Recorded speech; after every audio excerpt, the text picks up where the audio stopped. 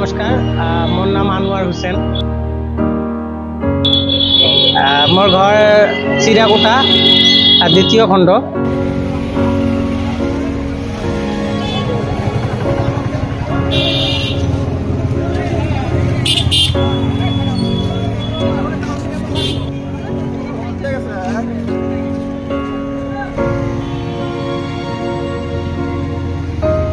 নমস্কাৰ, মোৰ নাম আনোৱাৰ হুছেইন।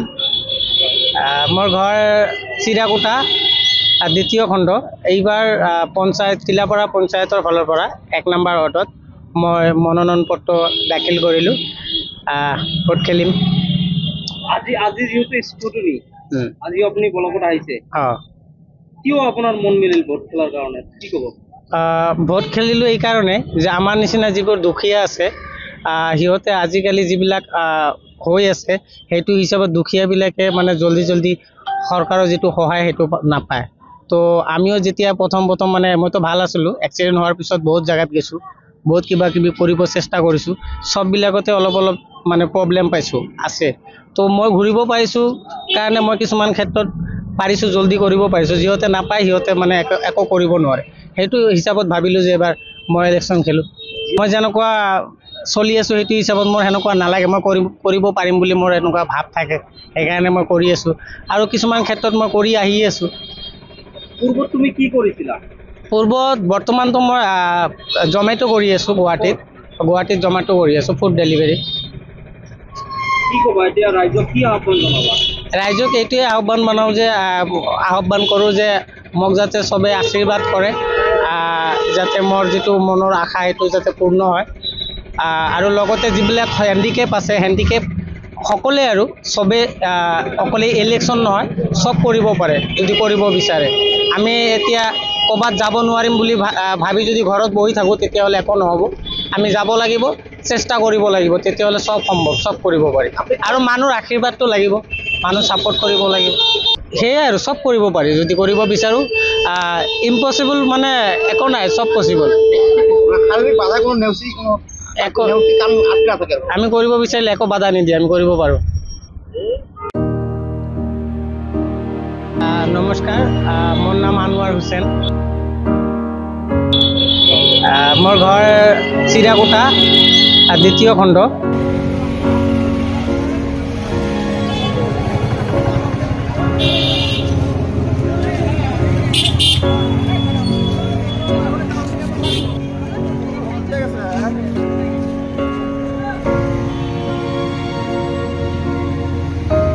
নমস্কাৰ, মোৰ নাম আনোৱাৰ হুছেইন।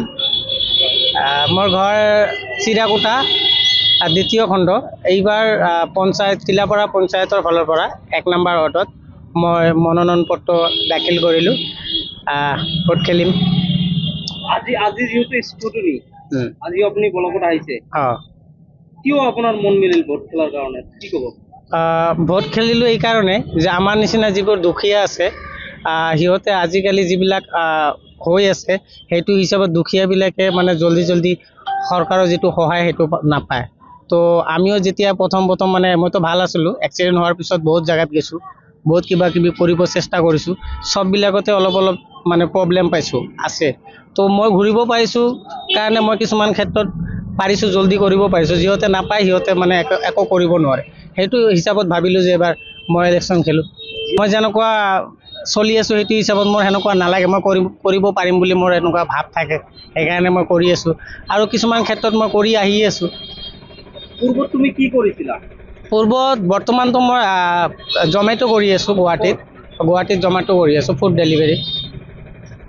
কি ক'বা এতিয়া ৰাইজক কি আহ্বান জনাবা?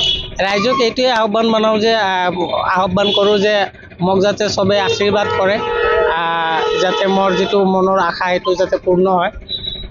আৰু লগতে যিবিলাক হেণ্ডিকেপ আছে, হেণ্ডিকেপ সকলোৱে আৰু চবে অকলে ইলেকশ্যন নহয়, চব কৰিব পাৰে যদি কৰিব বিচাৰে। আমি এতিয়া ক'ৰবাত যাব নোৱাৰিম বুলি ভাবি যদি ঘৰত বহি থাকোঁ তেতিয়াহ'লে একো নহ'ব। আমি যাব লাগিব, চেষ্টা কৰিব লাগিব, তেতিয়াহ'লে চব সম্ভৱ, চব কৰিব পাৰি। আৰু মানুহৰ আশীৰ্বাদটো লাগিব, মানুহ ছাপোৰ্ট কৰিব লাগিব। সেয়াই আৰু চব কৰিব পাৰি যদি কৰিব বিচাৰোঁ। ইম্পচিবল মানে একো নাই, চব পচিবল। একো আমি কৰিব বিচাৰিলে একো বাধা নিদিয়ে, আমি কৰিব পাৰোঁ।